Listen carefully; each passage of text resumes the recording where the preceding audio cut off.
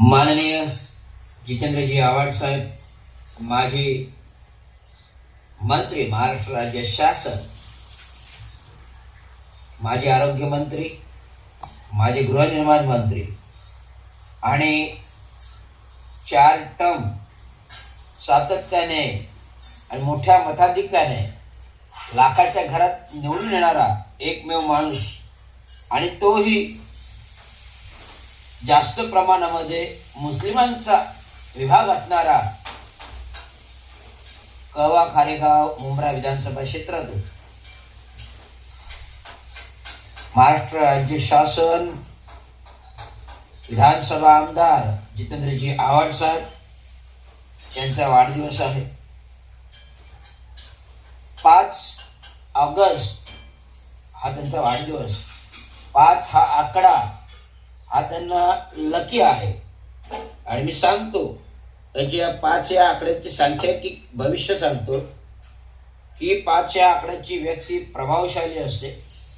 पण ती सर्व पातळीवर का असे ना, ती प्रभावशाली व्यक्ती असते. 5 आकड्याची व्यक्ती प्रभावशाली असते सगळ्या क्षेत्रामध्ये. मग जिथे ते 5 आकडा येतो, उदाहरणार्थ 5, 14 म्हणजे 5, 14 म्हणजे 4 आणि 5, अशा सांख्यिक गणित जिथे 5 आकडा येतो त्या व्यक्ती सर्व क्षेत्रात प्रभावीशाली असतात.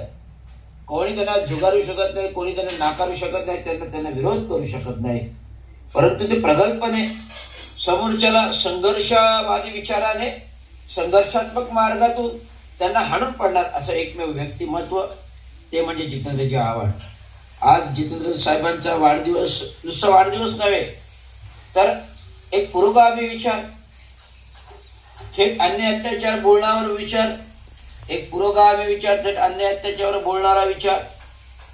अनेक कठीण अडीअडचणीतून जे राष्ट्रवादीचे ठाणे शहर अध्यक्ष, ते विधान परिषद आमदार, ते विधानसभा आमदार, हे दरबदल करता करता 4 टर्म मध्ये अनेक अडीअडचणी आल्या, संघर्ष करावा लागला. ती घटना आठवते. ते मी पाहिलं, ते मी वाचलं, ते मी पाहिलं, ते मी वाचलं. धर्मवीर काळाचा प्रसंग जो आला, संपूर्ण विरोध हा पूर्ण ठाण्यातून एकमेव जितेंद्र आव्हाड साहेबांच्या नावानिशी आला आणि संपूर्ण शिवसैनिक पेटून उठला.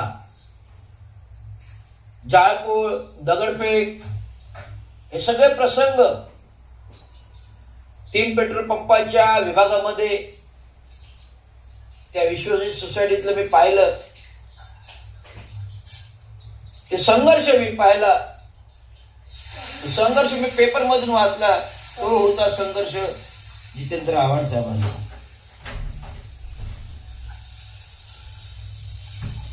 तो होता संघर्ष जितेंद्र आव्हाड साहेबांचा.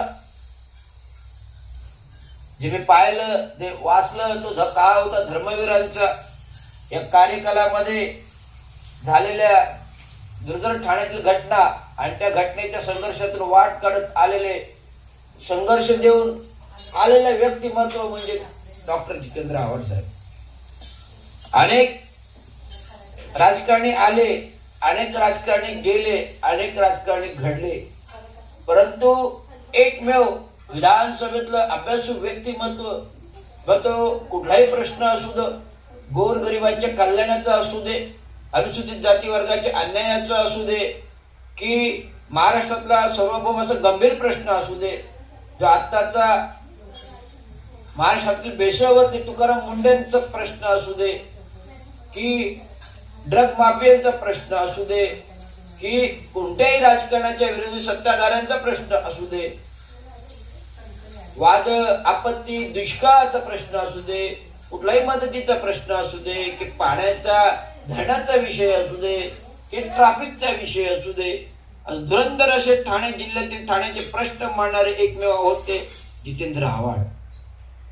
कळवा मुंब्रा खासदार, कळवा मुंब्रा विभागातले जरी आमदार असतील, जरी खासदार असतील, त्यांनी जितेंद्र आव्हाडांचा अभ्यासपूर्वक विधान भवनातलं काम पाहिलं, अभ्यासपूर्वक प्रभागातलं काम पाहिलं, जो 15 वर्षापूर्वी मुंब्रा विभाग होता, कळवा विभाग होता, आज तुम्ही जाऊन पहा तो कळवा विभाग, कळवा खारेगाव विभाग पहा, तो मुंब्रा विभाग पहा, 2005 पूर्वीचा विभाग पहा आणि आता 2005 नंतरचा विभाग पहा.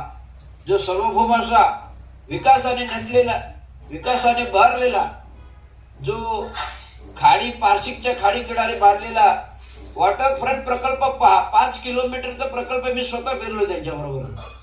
त्यावेळी सत्तेतील धुरंधर वादिवाद, महाविकास आघाडी, नंतर महायुती, महाविकास आघाडी असताना निधी मिळाला, महाविकास आघाडी असताना निधी मिळाला, महायुती जेव्हा पालकमंत्री गेले त्यांचा निधी बंद थांबवला आणि तरी निधी थांबवला तर निर्भीडपणे सांगणारा एकमेव माणूस जरी निधी नाही दिला हा जितेंद्र आव्हाड सक्षम आहे विकास करण्यासाठीचा एकमेव आवाज होता तो जितेंद्र आव्हाड साहेबांचा. त्यामुळे जितेंद्र आव्हाड साहेब यांना आम्ही एक गुरुबंधू या नात्याने मानतो, जे सदैव 30 वर्ष माझ्या पाठीशी राहिले आणि पाठीशी आहेत. म्हणून एक छोटीशी त्यांच्यासाठी मी एक काव्यात्मक काव्यरचना केलेली आहे, ते मी तुम्हाला वाचून दाखवतो. संघर्षाचा वणवा तू, अन्यायाविरुद्ध पेटता निघारा तू. संघर्षाचा वणवा तू, अन्यायाविरुद्ध पेटता निघारा तू. आणि संघर्षाचा वणवा तू, अन्यायाचा विरुद्ध पेटणारा निघारा तू. आणि विधान भवनातील बुलंद आवाज तू, विधान भवनातील बुलंद आवाज तू. दलितांचा आधार तू, अनुसूचित जातीचा आधार तू. नाही घाबरत किती शत्रूंना, ते सत्तेतून मोठे होतात आणि आवाज करतात. तुम्ही सत्ता नसताना हे बुलंद आवाज सदनात गाजवणारा तू. पुरोगामी विचार धारा तू. गोरगरिबांचा अन्नदाता तू. कोणताही राजकारणी पार्श्वभूमी नसताना, कोणतीही राजकारणी पार्श्वभूमी नसताना गाजवले राजकारण तू.